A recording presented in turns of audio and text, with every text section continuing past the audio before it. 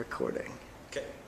Hey, this is Andrew Kippen from Boxy. I'm the VP of Marketing here, which basically means I handle all of the marketing, all the events, all the public relations, with the help of our Abner, our CEO, and some of the team around here. But I've been with the company since 2008 as a consultant, and then joined in August of 2009.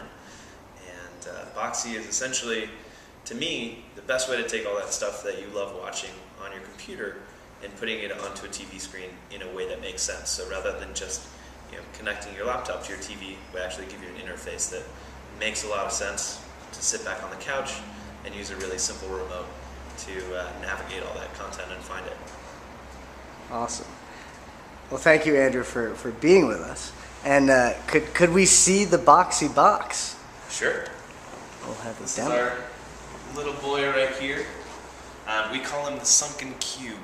Is the shape. We wanted to do something that's a little different. From a brand new perspective, it's got to sit on top. So when people walk into the room, they hopefully immediately notice it, ask you about it, want to know more, which gives our customers a chance to be evangelists for us.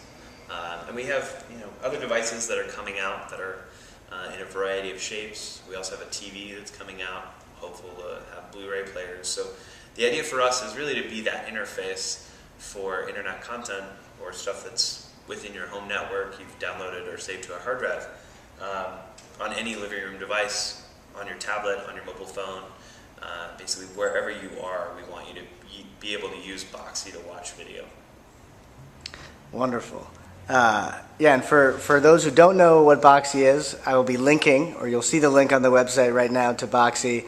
It's an amazing innovation and technology for good, without a doubt. Whatever you want to do or watch or see or explore, Boxy is going to bring that to your television. So definitely, I would love all the readers and viewers to go explore Boxy. But switching gears to other technologies for good, in your opinion, Andrew, is there another specific company or technology for good that you'd like to have people take a look at? That is such a broad question because there's obviously a lot that's going on in the technology space. I was actually reading about somebody who has invented spray-on skin, which was pretty amazing. So, they show a guy who's been badly burned, third-degree burns on his shoulder, on his upper arm, and they take stem cells from his stomach and then mix them with a solution and spray it onto his arm, and within 3 days, it looks like he was never burned. Things like that are amazing to me. I think there's a lot that's going on in the medical field with technology that is helping people live better lives. Also things like Donors Choose and Kiva and these kind of startups that have grown around the nonprofit space and really making it easy for me as an individual to really impact the lives of people who are far away. With Donors Choose, it's specifically kids who are in school and their teachers are requesting materials. With Kiva, it's people in the developing world who are asking for loans so that they can start up their own business. I think the entrepreneurs who are facilitating that kind of interaction and those kind of services are doing an amazing job. I'm actually a member of lendingclub.com, which is person-to-person lending. So that's more on the for-profit side, but I just turned 30 and I asked all my friends to donate to Donors Choose instead of getting me a birthday gift.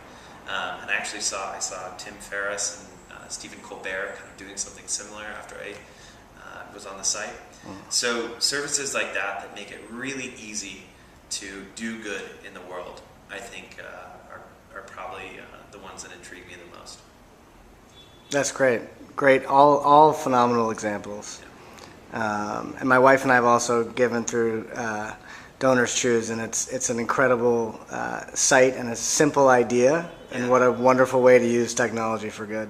And the best part is that you get to, as a donor, you really get to feel like you're part of something.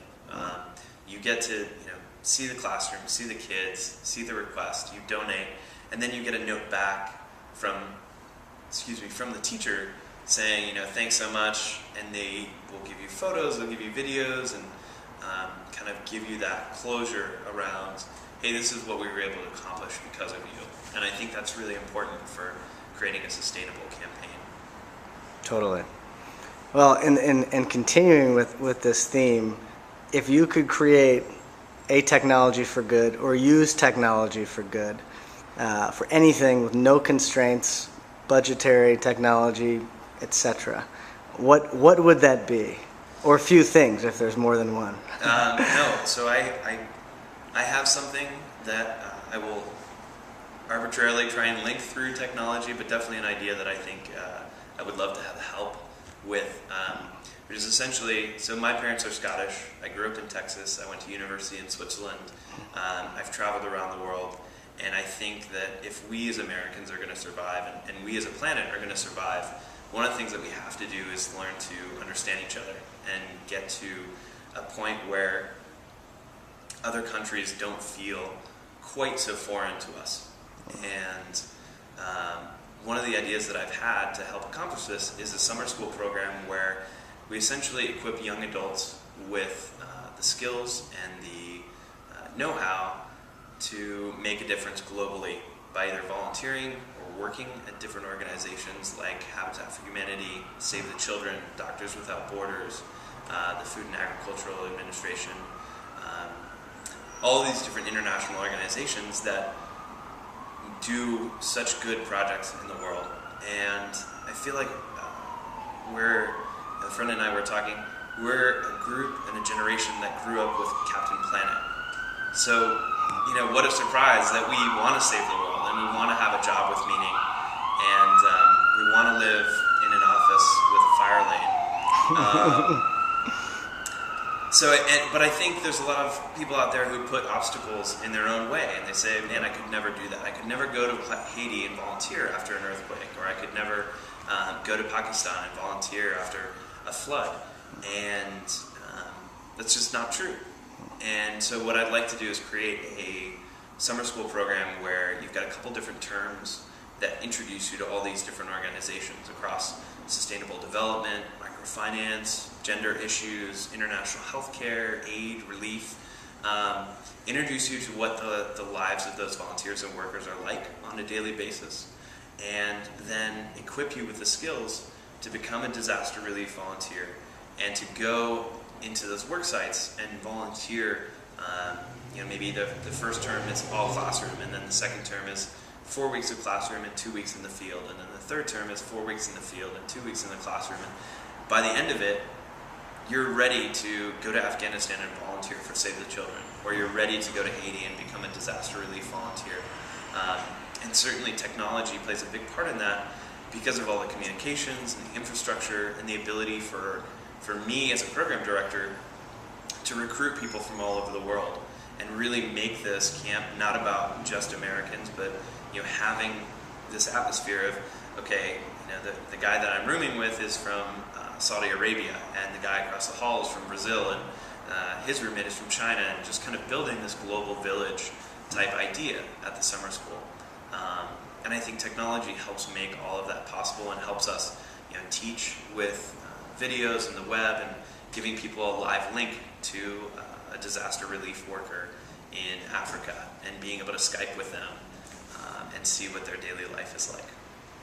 That's awesome. So. That's a great idea, and I think it's doable. I think so too. So if you want to help, I'm Andrew at boxu.tv. I would love to hear from you and hear your ideas on how we can do this together.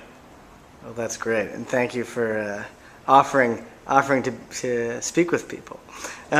Speaking of that, my last question, is there someone else or another organization, if not a specific person, that you think the viewers and myself should also go check out that's using technology for good? Probably my go-to, which hopefully all of you have seen, but maybe there's a few who haven't or need to go back, is TED. Just go to TED.com, check out some of the videos. There's always something new. Yep. They've been a great partner with us at Boxy. We have a TED app where you can sit and watch TED Talks on your TV. And it's kind of one of those things. I have a friend who does it every night. He ends every day with a TED Talk. And I think it's a great way to remain intelligent on what's going on in so many different areas, whether it's art or music or foreign policy. And it's just a way to stimulate your brain and keep you involved in the world at large and all these different subjects that maybe your daily life doesn't really keep you plugged into. That's great. Well, thank you. And I think is this week TED or is coming up? Yeah, it starts this week. Yeah. It starts this week. Well, that's even better. So serendipitous. Yeah. I guess that's why they're on my mind. But I love the idea of ending every day or starting every day with a TED Talk. I think that would make us all better at everything we're doing. Agreed. Well, thank you, Andrew. All right. Thank you, Ben.